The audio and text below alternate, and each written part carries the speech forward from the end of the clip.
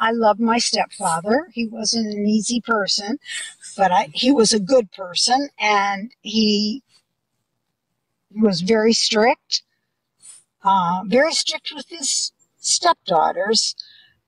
He was very lenient with my brothers, which are his children, but, okay. you know. Now, speaking of your stepfather, I want to pivot.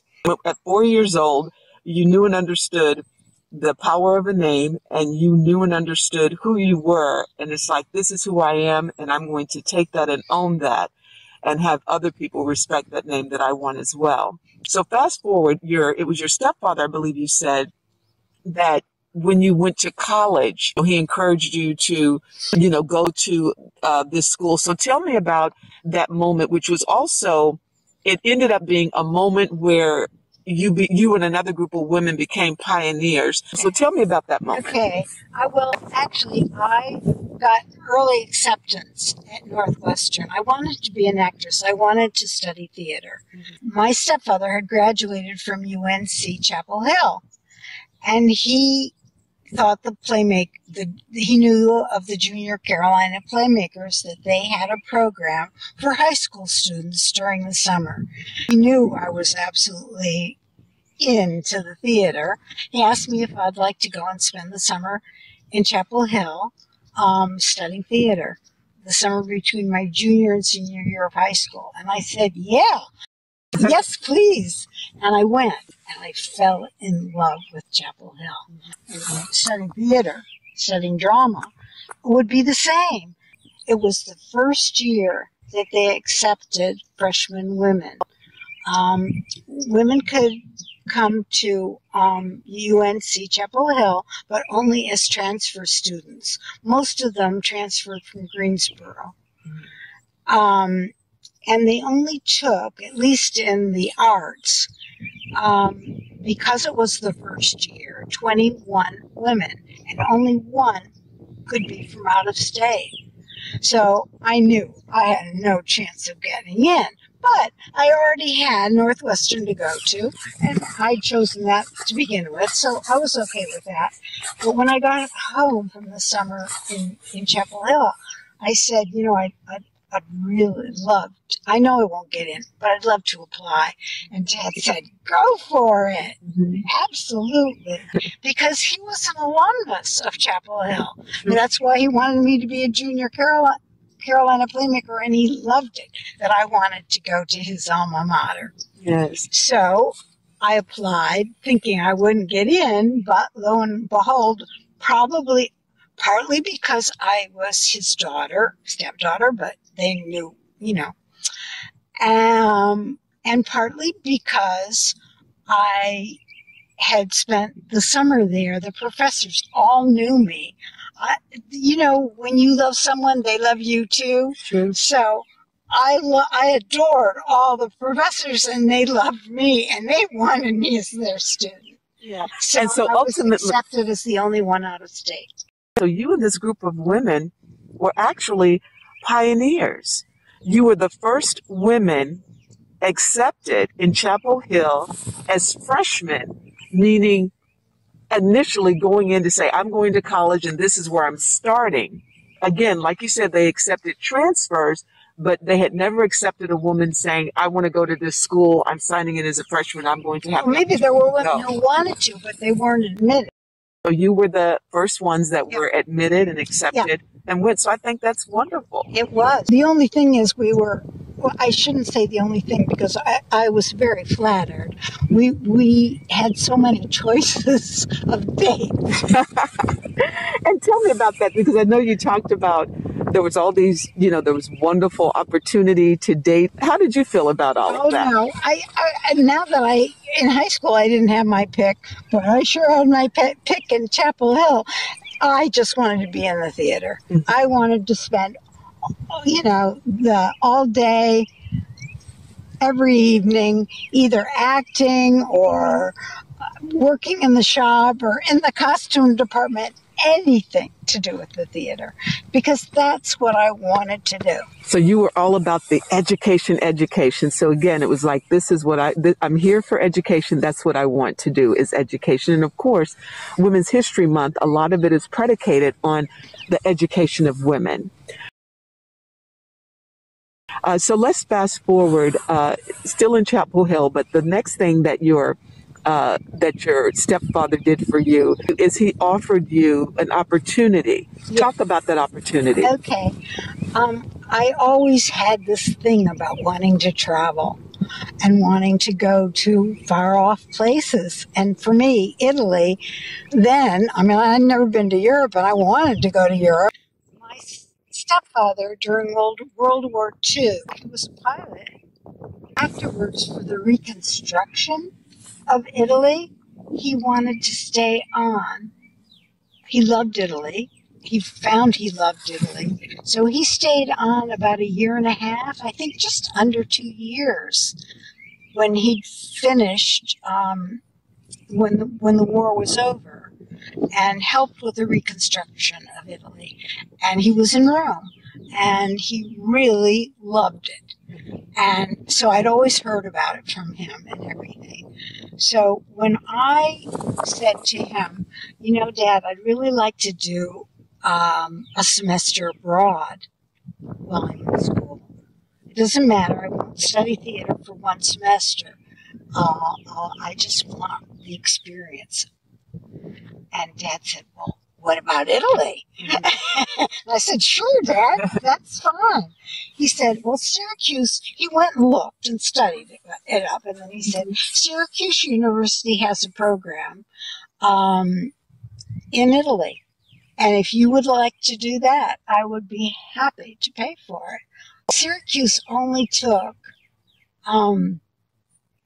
4 students who were not from Syracuse University. But luckily, I was one of the 4, and I went to Florence for a semester, and I fell in love with an Italian. Mm-hmm. I fell in love with Italy, and so I went back to UNC to graduate, because I always finish everything I start. And the university, if there's something that is important, is to have a degree, I thought. And so I went back to UNC, graduated from Chapel Hill, and went straight back to Florence, actually, not to Rome, where I had met and fallen in love with a young architect who was 8 years older than I am, but I was madly in love with, and decided that I was going to spend the rest of my life with him in Italy. And then you ended up being together for how many years? We were together 48 and a half years. Wow, almost half a century, yeah. Wow. And it was not an easy relationship at all. Sure. I was met, you know, they say love is blind, mm-hmm. So I accepted it all. As long as, you know, I loved him, and that was it for me. Until I'd been there with him, and he started being quite abusive. Not that he ever physically harmed me, because he never did, but he was verbally abusive. Mm. And I finally said, no, I'm not going to put up with this any longer. I don't have to put up with this. And I'd earned a good living, mm-hmm. Working. And I, fortunately, because I was born enough after my mother. Tell me about that. So, and then we'll come back to your husband's parents and that relationship, because there's an interesting story about his parents and who they were. Mm-hmm. But talk about your career and what you did as a career. Okay, so at the beginning, well, I knew I wanted to work, and I had to work. You know, my husband was just starting as an architect and was just forming his practice. And so I was certainly going to work.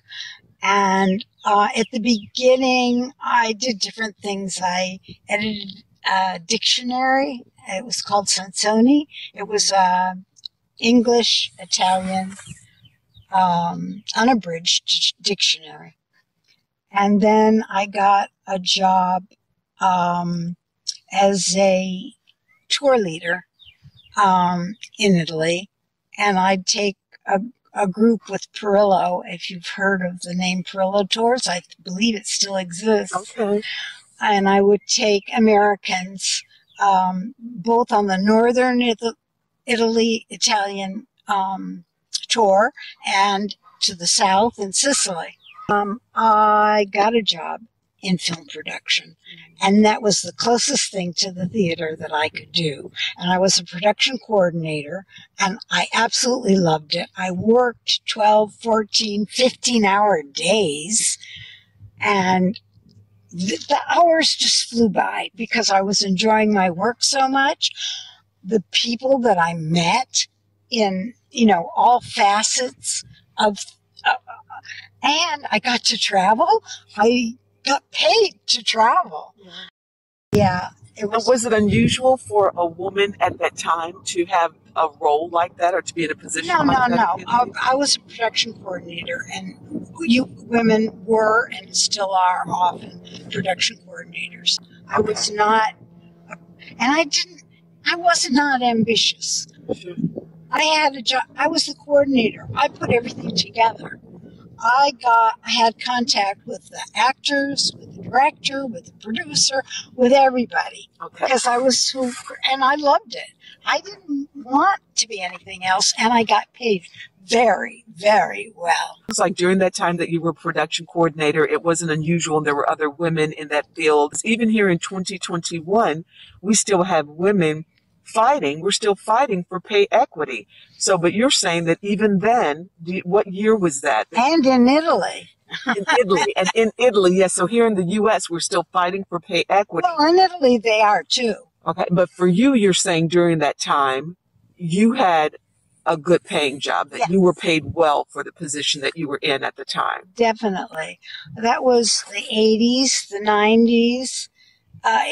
Into the 80s and 90s and the beginning of 2000. Yeah. Okay. I was still working in films. I worked for a good 25, 30 years.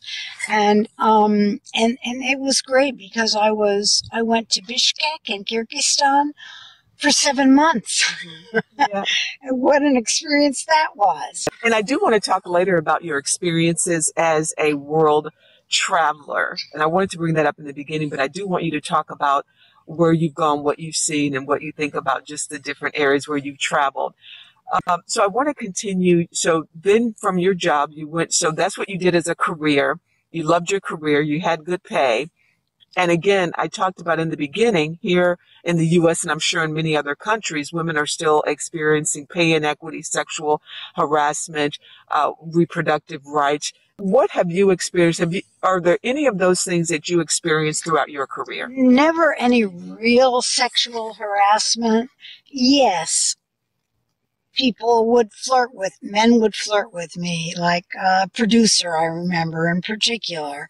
And I just, stood up for myself and said, no, I'm not interested.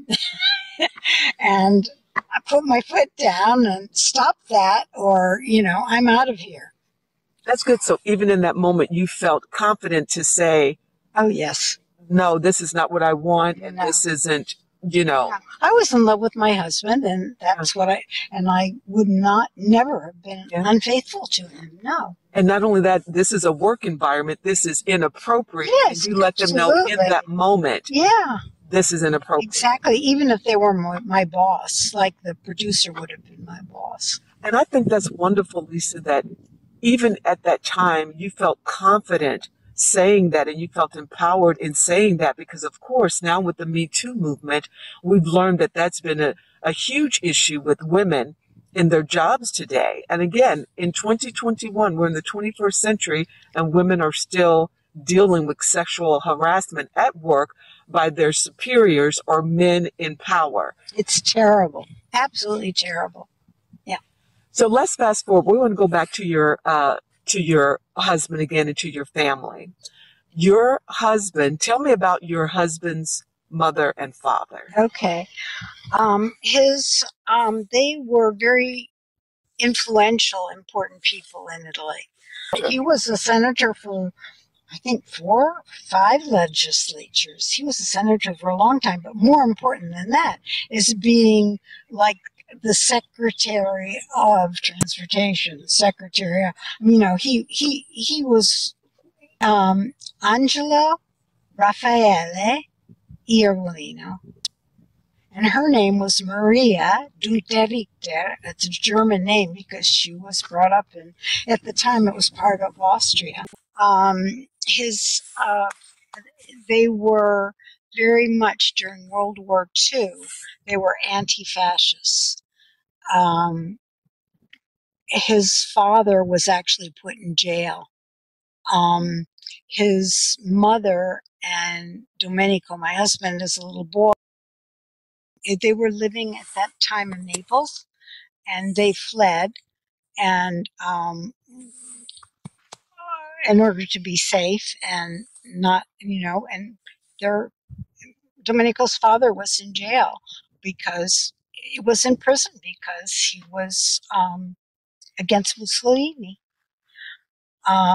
So after the war was over, in Italy formed his parents, both of them, mother and father, they were both very well educated. His mother was from the far north, and his father from Naples. They were both very intelligent people. They were both part of what was called, we say in English, the assembly that decided how the government would be, a democratic government in Italy. Okay. Both his parents were members of that. And then his father went on to be a senator, as well as he was a minister, which not minister in the religious sense, but what we say Secretary of State or whatever. He wasn't Minister of State, but he was minister of different, I think he was of transportation once. I don't remember, and something else as well. So he was a politician. Yeah, his mother as well. His mother went on as a member of here today they call it the House of Representatives. In Italy, it was the Chamber of Deputies. So she was a deputato, a member of the Chamber of Deputies, which is like exactly equivalent to our House of Representatives. And she was that for 3 legislatures until she finally had enough. She was also president of the Montessoris. She knew Mario Montessori, the founder, and that's a very important worldwide education. And so many children go to Montessori schools. I know here in the United States as well. It really is international. And she was the president of it. Look in Wikipedia, you will find her name. Her name was Maria Dunterichter, because, as I say, she was born, it actually was part of Austria. She was born in 1902. And she was a woman. Talk about empowerment. I mean, yeah, she was some woman, let me tell you. Now, speaking of which, to your point, having a position of that status during that time as a woman was a pretty big deal. Tell me about any personal experiences you had with her, or what you felt about her, or thought about her, or just woman in that position. At the beginning, she had problems with me because I was American and because I was Jewish. And they, of course, they were Italians, they were Catholic. And she was afraid for her only son. She had a daughter as well, who, by the way, also became a politician. runs in the family. And Domenico would have made a great politician, but I'm so glad he didn't do that. He was an architect. That's what he wanted to do, and that's what he stayed with. But yeah, he so after initially having a problem with me being a foreigner, not Italian, and more than anything, being Jewish, even though I wasn't religious, I was not in any way, but I was not a Catholic and not about to convert to Catholicism either. So she just took me under her wing, and she'd take me to all sorts of meetings and conferences, and I really enjoyed that. She died, unfortunately. She was younger than I am now. I think she was 72 when she died. Yeah, she was born in 1902 and she died in 1975. But she was a really powerful woman, and she was married to a very powerful man. Having a mother-in-law that was in that position, and then having an opportunity to go with her to these meetings, that had to be pretty exciting. It was. Especially during that time, and a woman having that much power during that time. Now let's talk about your travels. You are not only are you a dual citizen for Italy and the U.S., but you also are a world traveler. Tell me about some of your favorite travels. Okay. I always decided that when I would retire, I just wanted to travel all over the world. Hike. I lived in Europe for half a century almost. And so it wasn't that I wanted to see cities. I wanted to be in nature and hike. And so that's what I started doing.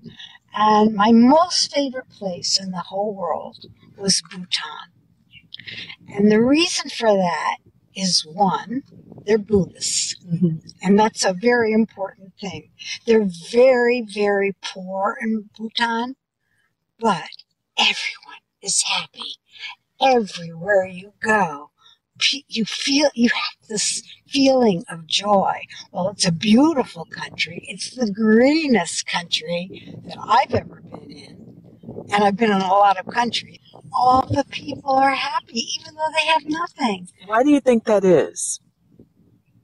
Because they're Buddhists. I think that has a lot to do with it. And so because they're Buddhists, their practice for life is what? What do you think gives them that Zen? Meditation, the importance of peace, of enjoying every single minute.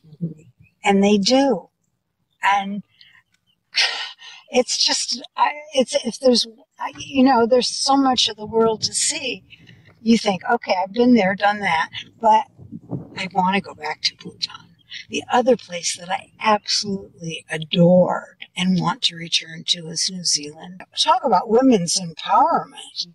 Look who the Prime Minister is. And so the Prime Minister of New Zealand is... Okay, I have it here. Her name is Jacinda Ardern. She took office as the 40th Prime Minister of New Zealand, October 2017. This is International Women's History. And you talked about New Zealand, and of course it has a woman prime minister. But then you talked about the politics of it was still not... Tell me about what you felt it meant for New Zealand to have a woman prime minister. Well, I think it's wonderful. What can you say? And what did you notice about it, though? I think you talked about how still there seemed to be some... Oh, yeah. Well, I have a good friend, who actually, I met her through genealogy, even though we're not related. At one time, we thought, that's another thing. I have to say, I am so into genealogy. And many of my travels are to go to see the places where my origins are, Okay. And that's fascinating. Okay. But also, you get to meet people. Kate is from New Zealand. Now, what does she think of New Zealand as a But country ran by a woman? She loves it, but she says that the men are still, they don't even like their prime minister. They're not proud of her. Men over 45, she says. She wrote that to me. Tell me why you like New Zealand. The nature is absolutely beautiful. It's such a small country. People are very friendly. Hiking there, well, because you're near the sea, you're near the ocean, but you're immersed in green all the time. And you can go from one to another, I mean, in nothing, because it's small, and it's two small islands. But the North Island and the South Island, I really only really traveled in the South Island. And people are so friendly. And I do have I have a first cousin who lives there. And that was fun. I met him. I'd seen him, I guess, when he was a little boy. He's much younger than I am. But I really met him as an adult for the first time when I was in New Zealand. But the hiking was beautiful. Just everything about New Zealand, I thought, boy, if I was going to live in a place, and I wouldn't have to learn another language, which at my age might be difficult. As we're coming up towards the end, this has been I've just had a great time talking with you again, with being a world traveler and what you've experienced. Talk to me about, as we're coming to a close, you talked about in this late stage here in your life, you found a newfound love. Tell me about that. Tell me a little bit about that. Well, that's why I came back to the United States. I decided I would leave my husband a good 15 years ago, a good 10 years before I actually left him. But I had a little dog who I absolutely loved, who I'd found. He was a little mutt who I found in the middle of the road in Rome. And if I had passed by 10 minutes later, he would have been run over. And I picked him up, and he was a tiny little black puppy, and I took him home, and he was so, oh, what a love. I traveled all over Europe with him. Yeah.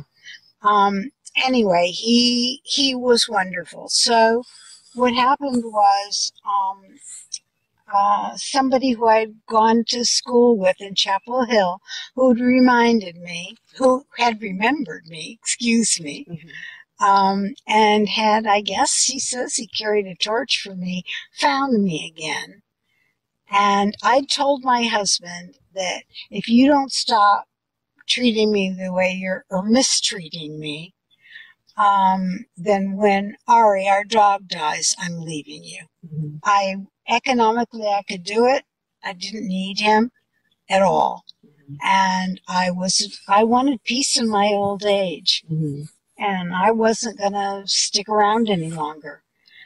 But then out of nowhere, this man who I dated in Chapel Hill appears, and we start Skyping. And through Skyping, I fell in love with him. And he wanted to come to Rome. I said, no, you can't. I have a husband. I said, I'll be back in the U.S. to visit my mother. She was still alive. This was 5 years ago. She died 5 years ago. Oh, no, 5.5 years ago, I guess. And I'll be back to visit my mom. So if you want to come up there. So he did. And we were in love, and he wanted me to come and live with him. First I went back, and I told my husband that I was in love with somebody else now, and that when my dog died, that's why I was leaving him for someone else. I would have left him anyway. But in that very next day the day I came back, I decided I'd wait until after dinner to tell my husband, so at least he had a full stomach when he heard I was going to, for sure. I had decided where I was going. I was going back to the States, so I sort of thought I might stay in Italy or go somewhere else. And anyway, so my dog, who is now 16 years old, which is old for a dog, and had been failing for years, and I'd done everything in my power to keep alive, he got up on my lap, he looked at me, he said, he said to me with his eyes, you don't need me anymore. I'm holding you back. You can go now. He put his head down, and I'm not kidding. This is exactly what happened. He closed his eyes, and he passed away. Just like that. They are so precious. Unbelievable, unbelievable. He knew I think he hung on to life because he knew I needed him. Yes, dogs are very intuitive that way. Yes. And so then once your baby passed, then you were like, okay, now I can go on and pursue my current love. Very next day, I started packing up. And you're together, furious, of course. And so you're together to this day. And so now you and your newfound love are still together this day. And I do. I really, really love him. And whereas Domenico never said ti amo, which means I love you in Italian, he tells me every single day. That's beautiful. And many times every day. That's wonderful. I tell him too. He hears it from me just as much. And sometimes we have I think the birds are happy too. Who says I love you more than the other? Yeah. But we really do love each other. That's beautiful. And I think at the end of the day, you come together, and the fact that you can still have wonderful, beautiful relationships. And I'll travel without him. I'll travel with him. Actually, I went to New Zealand with him, but I went to Bhutan alone, and I do a lot. Not with the pandemic, but as soon as the pandemic is over, I'm out of here again. Yeah, and we have a wonderful relationship. He makes me happy. It's wonderful. I really believe I've had an amazing life. I do. There's been a lot of tough times, tough moments, but I don't regret a single choice I made. I really have had an amazing life, and I'm going to end it in the most wonderful way possible.